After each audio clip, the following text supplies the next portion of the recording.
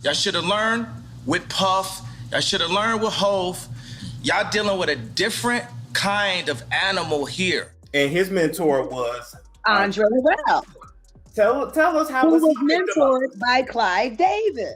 I don't know what could motivate a person to have a party in a building where the person whose life he had influenced. If you've ever pondered how Diddy ended up being so shady with all the stories swirling around about him, well, it seems we might finally have an answer to that, because Kanye West might have just dropped a bombshell on us. Word on the street is that Clive Davis, the music industry bigwig, might be the puppet master behind Diddy's villainous behavior. It's rumored that Davis schooled Diddy on the art of manipulation, how to use people, exploit them for their talents and bodies, and then toss them aside once they've served their purpose or stopped making bank. If these whispers hold any truth, then Clive Davis could be even more twisted than Diddy himself. And considering the laundry list of accusations against Diddy, that's saying something. So folks, grab your popcorn because we're about to unravel one heck of a scandal. Let's start with the long-standing conspiracy swirling around Whitney Houston's tragic passing. Kanye recently spoke about how Hollywood elites will often stage a celebrity death to make it look like they unalived themselves. And fans are now saying that this is exactly what happened to Whitney. You're out in Hollywood, a lot of people come up missing. Feels like it might be a lot of that. See, just hours after Whitney was discovered in her hotel room bathtub, her longtime mentor Clive Davis held a pre-Grammy party in the same hotel, and he allegedly knew that Whitney's body was still in the building. It's been 11 years since Whitney Houston, one of the greatest, if not the greatest singers of all time, passed away, and Whitney's fans are still hoping the real truth of her death will come out one day. See, there are so many different conspiracy theories about Whitney's final days, but the most popular one involves Whitney's mentor and record producer Clive Davis, after Kanye West recently exposed the dark side of the music industry and claimed that Hollywood executives had built a system to traumatize and monetize celebs. Whitney Houston's fans reignited the conversation about Clive Davis's infamous 2012 pre-Grammy party, and most of them are even saying that Clive was somehow involved in Whitney's death. To give you some context, Whitney Houston died on February 11th, 2012, on the same day she was supposed to perform at Clive's pre-Grammy Awards party at the Beverly Hilton Hotel in Beverly Hills. But just hours before the scheduled party, Whitney's assistant discovered Whitney lying face down in a bathtub filled with water. Whitney was unresponsive, and her assistant called Whitney's bodyguard Ray Watson to help her get Whitney out of the tub. Ray later told the Mirror that the scene in the bathroom was surreal, and he panicked because he couldn't understand what happened to Whitney. "I couldn't tell if she was alive or dead," Ray said. "I got her out of the water and tried to revive her. Then it was all crazy." Whitney's assistant and her bodyguard called 911, and the paramedics arrived at Whitney's hotel room at 3:30 p.m. They performed CPR, but sadly it was too late, and at 3:55 p.m., Whitney Houston was pronounced dead. We have breaking news tonight out of Los Angeles, the death of singing star Whitney Houston at the age of 48. Now, the cause of why Whitney died wasn't immediately known, and the local police said that there were no obvious signs of intent. However, after conducting an autopsy and running toxicology tests, the LA County Coroner's Office concluded that Whitney's death was caused by drowning, combined with the effects of heart disease and use. And though the autopsy report noted external trauma on Whitney's body, the coroner ruled that there were no signs of foul play.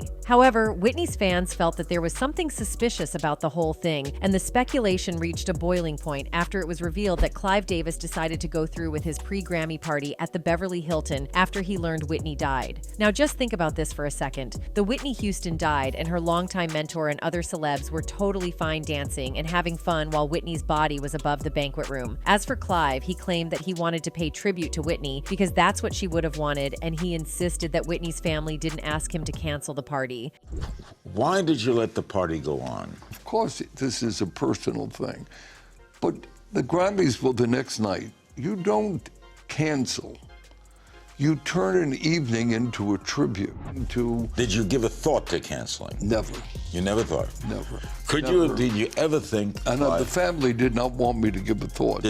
No. However, several Whitney's friends and family have since come forward to say that Clive disrespected Whitney by partying at the same hotel where she died just hours before. In fact, Whitney's longtime friend Chaka Khan said Clive's decision to go through with the party was insanity, and it was actually the opposite of what Whitney would have wanted.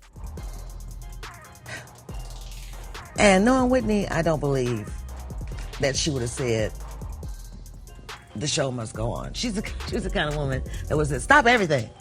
Chaka Khan also criticized Clive for saying that the party was a tribute to Whitney because it simply made no sense that someone who supposedly loved and cared about Whitney would have the strength to party hours after she died. Besides that, there have also been speculation that Whitney was beaten before she died. And though the official autopsy report made no mention of this, several industry insiders, including Jaguar Wright, claim that Whitney's family saw her body was beaten. They saw her body. She didn't just die in a tub, like she was beat up. And then on top of all that, a clip recently resurfaced on social media that shows just 2 days before Whitney's passing, she crashes an interview with Brandy and Clive Davis. She hands Brandy a secret note and nobody knows what was written on it. Rumor has it, it was a warning to Brandy about Clive, but the contents remain a mystery.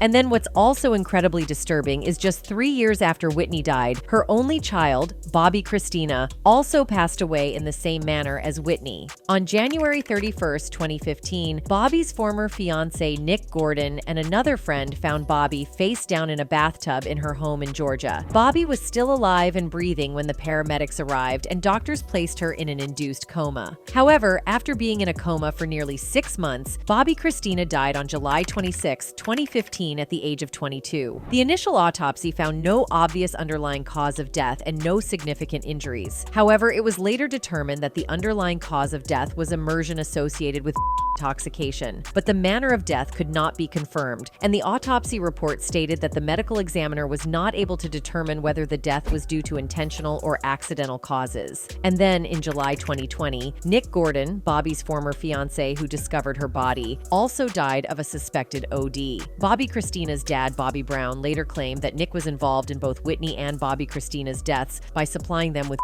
However, fans still dismiss these claims, pointing out that Bobby was probably trying to deflect from the fact that he was the one who introduced to Whitney. Fans are also saying that Whitney's substance use and the way she obtained those substances is beside the point, and we need to look at the bigger picture and the people who profited from her death. Of course, fans are now pointing the finger at Clive Davis, and some of them are even saying that Clive's pre-Grammy party was a blood ritual. So if these people profited from Whitney's work, what would they have to gain from her being dead? Well, when we're talking about huge stars like Whitney Houston, Michael Jackson, and Prince, they're actually worth more dead than alive because when someone big like that dies, their catalog instantly starts doing crazy numbers. Also, the celebs can never challenge the labels and others involved for the full control of their music. Now, when it comes to Clive Davis, as of February 2024, he has a net worth of $900 million, which makes him one of the richest men in the music industry. Now, to be clear, Clive didn't earn all his money after Whitney died. He's been building his fortune for a very long time. However, Whitney's fans are still convinced that Clive is somehow involved with Whitney's death, and they're saying that this is exactly what Kanye warned us about. Now shift the spotlight to Diddy, and it's like deja vu. Artists and people around him tend to pass away mysteriously, just like we saw with Biggie, Kim Porter, and the whole alleged Tupac situation. Let's check out some examples. Jaguar Wright dropped some bombshell thoughts about Biggie's death, hinting it might not have been a random tragedy, but a strategic move by Diddy and Bad Boy Records. According to her, Puffy's been cashing in on Biggie's name longer than the dude was even alive. Imagine that. Biggie hadn't even hit 25, and it's been over 25 years since he passed, with Puffy still raking it in. She says, Puffy has been making money off of Biggie's name for longer than Biggie was alive. People keep forgetting he hadn't turned 25 yet. He was still 24 when he died. It's been over 25 years. Effing Puffy has been making money on that boy's name longer than he lived. It supported all of Bad Boy.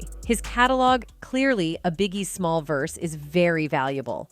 Puffy has been making money off of Biggie's name for longer than Biggie was alive. People keep forgetting he hadn't turned 25 yet. He was still 24 when he died. Wright's got questions about The Commission, an album Biggie was working on before he passed. She vents The Commission. What happened to that album? It was recorded. It was being mixed and mastered upon Biggie's death. It was supposed to have come out that summer after Biggie's album because Biggie's album was slated. He died a week and a half before his album came out. Then The Commission was supposed to come out, and that was supposed to be his exit from Bad Boy and then starting his own company. It was recorded.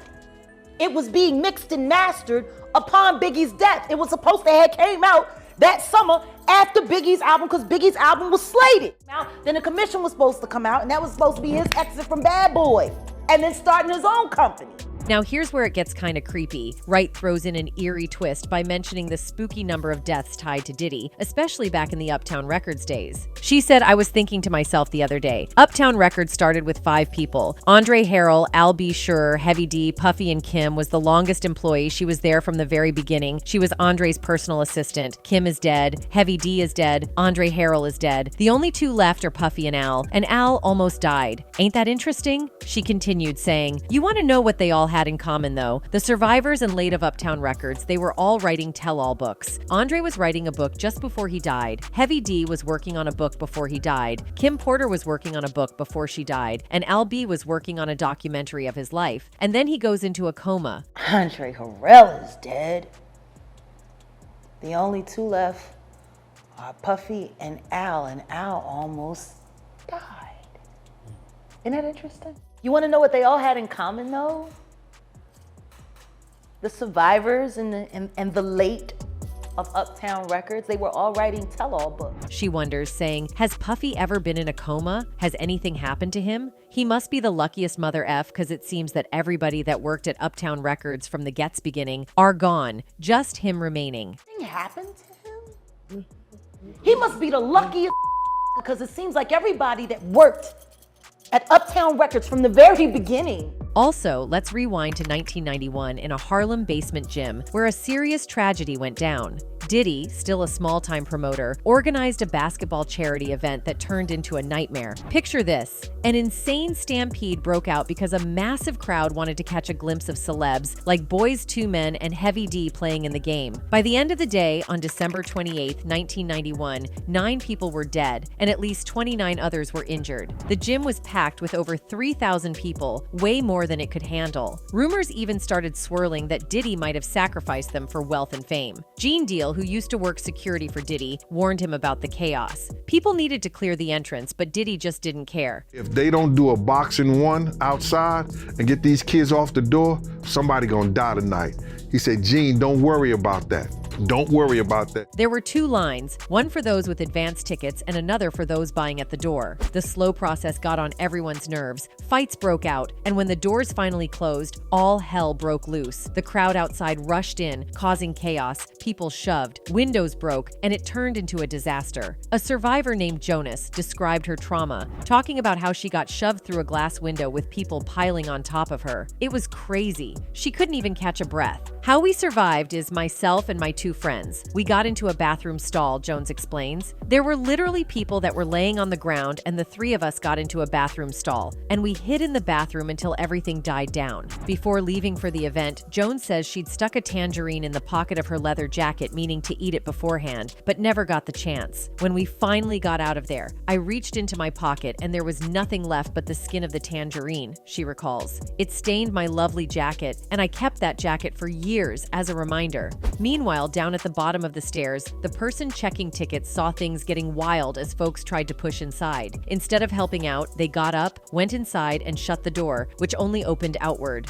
Now, imagine the scene at the bottom. The crowd had nowhere to go, getting slammed against the doors by clueless people at the top, still trying to squeeze in. It turned into a mess with injured folks strewn about, getting trampled, fainting, you name it. It took a painful 15 minutes before anyone figured out what was happening. And get this, the basketball game was still going on. When they finally opened the gym doors, the folks inside said it felt like being packed against the walls, packed in like sardines. Now, switching gears to Diddy's wild journey and the deaths tied to it. The big question that hits you is Diddy some accidental bad luck charm? Or are these just crazy coincidences in the chaotic music world? The whole eerie vibe of death hanging around Diddy makes you wonder how these events might be connected. There's also been rumors buzzing for years about Clive Davis and Diddy being more than just industry colleagues. Sources spill the tea, claiming the 2 have been an item for a solid 5 years, and they weren't exactly discreet about it. From epic parties to hush-hush meetups, it seems these 2 have been living their best lives. Rumors are saying that Diddy's been a victim too, apparently an intimate slave to Clive Davis. Now, if you really think about it, it's kinda weird. Diddy was just an intern at Uptown Records in 1990, got the boot in 1993, and suddenly he's starting Bad Boy Records in cahoots with Arista Records, owned by Clive Davis. Records, the big shot behind TLC, Whitney Houston, and Brandy. Now, Bad Boy Records became a massive hit, but back in the day, Diddy was pretty much a rookie in the game. So here's the mystery. How did he convince Clive to bankroll his record label? It's not like Clive was super confident about Bad Boy Records making it big. He admitted it himself. In an interview, he spilled the beans, saying Diddy basically pressured him, claiming that hip-hop was going to take over the top 40. Sounds unlikely, right? But Diddy played him some Craig Mack and Notorious big tracks when they were still under the radar, and Clive saw the music landscape shifting. He said, Sean Combs convinced me that top 40 was going to embrace hip-hop. It seemed so unlikely then, but when he played me Craig Mack's Flava in Your Ear and Notorious big material when he was totally unknown, this 22-year-old guy was seeing how music was changing. Bad Boy Records was Diddy's dream. Not exactly Clive's cup of tea, but Clive still threw in the cash. Now, with all the new info spilling out, it seems we're finally getting some answers. Jaguar Wright recently dropped a bombshell. She's claiming Diddy allegedly was R-worded and S-A'd by his mentor, Andre Harrell, the Uptown Records starter. And she's saying Andre himself was allegedly S-A'd by Clive Davis. She said, my focus right now is Sean Combs. He is a SEXTFK, and he is using music and entertainment to SEXTFK. She continued saying, from what I've heard and from sources I would consider reliable, it really doesn't matter if it's boys or girls. I don't think SEX has anything to do with gender at this point for Sean. I honestly think that he's just an extreme narcissist who loves power. He loves the ability to manipulate and control people. Why? Most probably because he was victimized by his mentor who loved to control people, and his mentor was Andre Harrell, who was mentored by Clive Davis.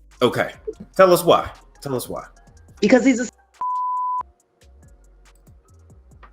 and he's using music and entertainment to say who loves power. He loves the ability to manipulate and control people.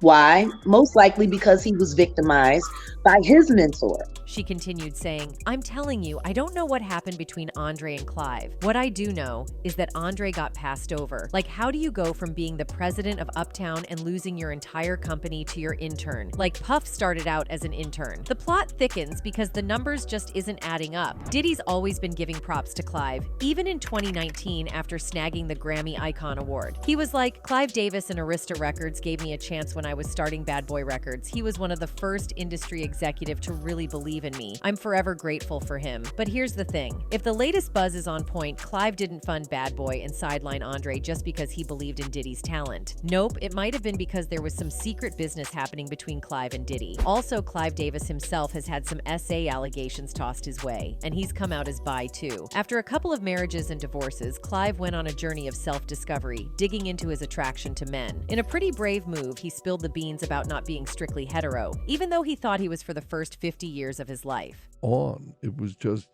something that whether you could be attracted